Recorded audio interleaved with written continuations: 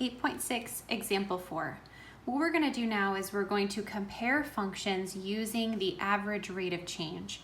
So we're comparing linear, quadratic, and exponential functions together to see what their average rate of change is, to see who's going to have more eventually. So remember that the average rate of change, the formula to find it is the change in y over the change in x. Remember, these little triangles are called deltas, and they stand for the change in. So to find the change in y, we do y2 minus y1, and to find the change in x, we do x2 minus x1. Remember, the y's always go in the numerator and the x's go in the denominator, so this is the formula we're going to use to find the average rate of change between any 2 points of any function. So let's talk about each different type of function. A linear function has a constant rate of change. Remember, that's the same thing as slope. So I drew an example here of a linear function. Any 2 points that I pick, if I pick this point and this point, or this point and this point, the rate of change is always going to be the same, so it's going to remain constant. A quadratic function does not have a constant rate of change. I look at the example of our parabola here. It is a curve. When it's a curve, that means that the rate of change is not staying the same. And we're just going to focus on the right side over here. Let's say I talk about from this point to this point. Look at that rate of change. But now go from this point to this point, that rate of change is greater. And then even from this point to this point, that rate of change is even getting greater. You're looking at how steep the curve is between those 2 points. So this average rate of change increases as you move along the function.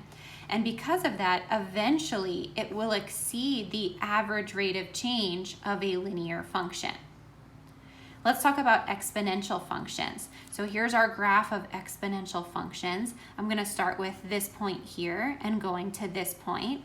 Again, it is an average rate of change between these 2 points. We're just looking at the change. If I move to look at the next 2, it's going to be increasing. So this is not a constant rate of change. The rate of change increases as you move along the function. And then let's look at one more point up here. Look at how steep this is. This is definitely the fastest growing type of function that exists. So that means that this exponential will eventually exceed the average rate of change of a quadratic, and it's clearly greater than a linear function.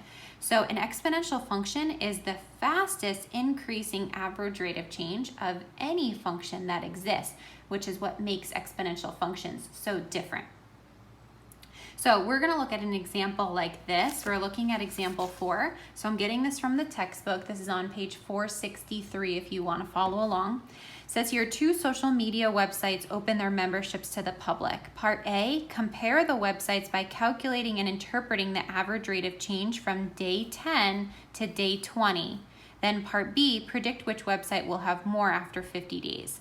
So let's start with website A, and we're going to look at the table over here. We want to focus on day 10 to day 20. The days are our X's and the members are our Y's. So I'm going to write down 2 ordered pairs here. For day 10, it has 1,400 members. That's going to be our ordered pair, 10, 1,400. And then we're looking at day 20 has 2,150 members. So day 20 has 2,150.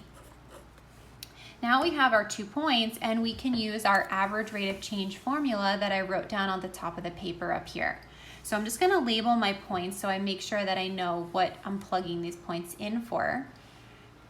Oh, sorry, you couldn't see the table over here, but here's the table: 10, 1,400, 20, 2,150.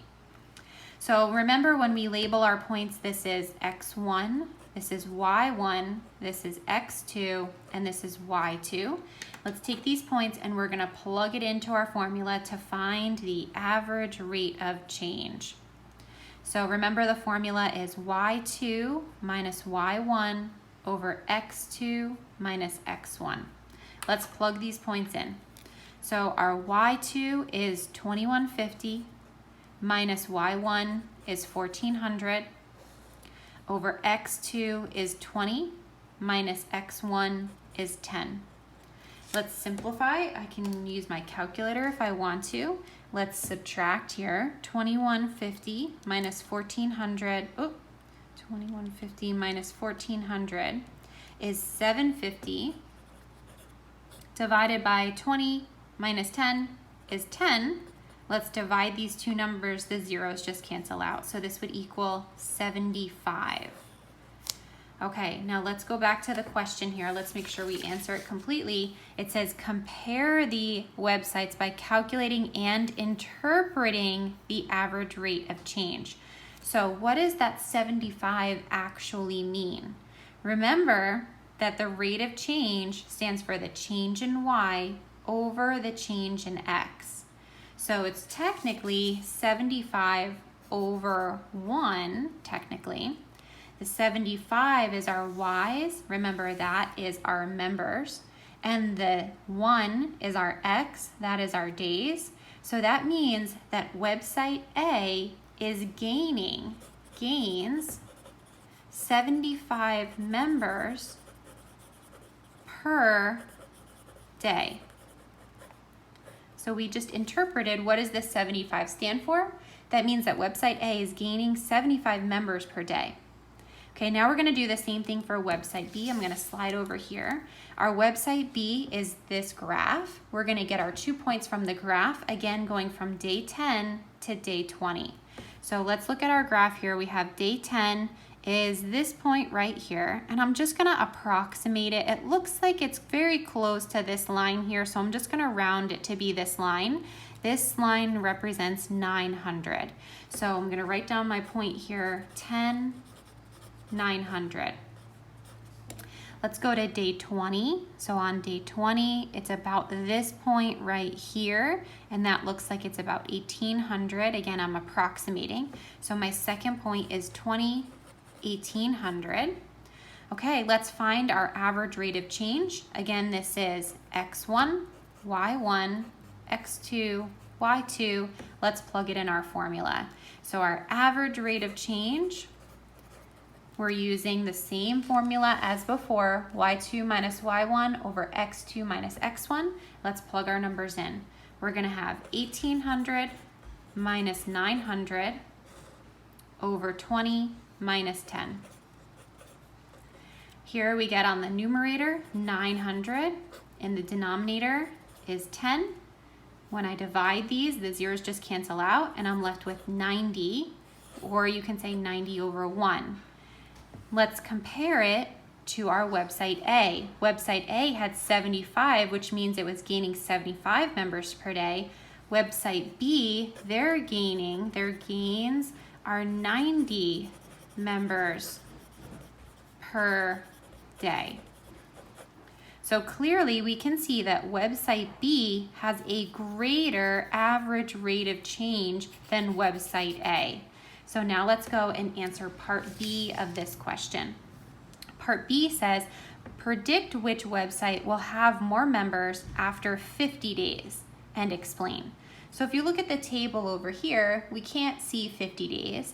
If we look at the graph over here, we can't see 50 days, so that's why we have to predict. And we're gonna base our prediction on our average rates of change that we found here. So whichever one has a greater average rate of change will eventually exceed the other website. So because that is website B, that means website B is the answer. So let's write our answer here for this one. Website B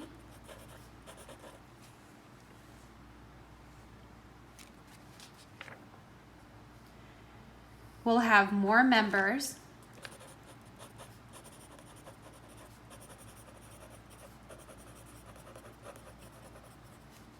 after 50 days because it has a greater average rate of change. And I'm just using this as an abbreviation, AROC, average rate of change. Okay, another thing that we can look at here is we can look at the types of functions that they are. We can think about, is it linear, is it quadratic, is it exponential? And if you look at it, we can kind of see what's happening here. So because if we look at this graph, website B, we can see it's this curve. It could be quadratic or it could be exponential. Let's look at website A. Let's see how we're getting from each number to the next number. If I wanted to subtract 1025 minus 650, that would be plus 375. Now do 1400 minus 1025, again that's plus 375. Do 1775 minus 1400, again that's plus 375. So each time here when we're moving from this y to this y, we're adding 375 each time. That means that website A is a linear function, which is the slowest growing function. No matter what, if website B is quadratic or exponential, it's going to eventually exceed the previous website. Okay, so it's important to notice that you're seeing what's happening.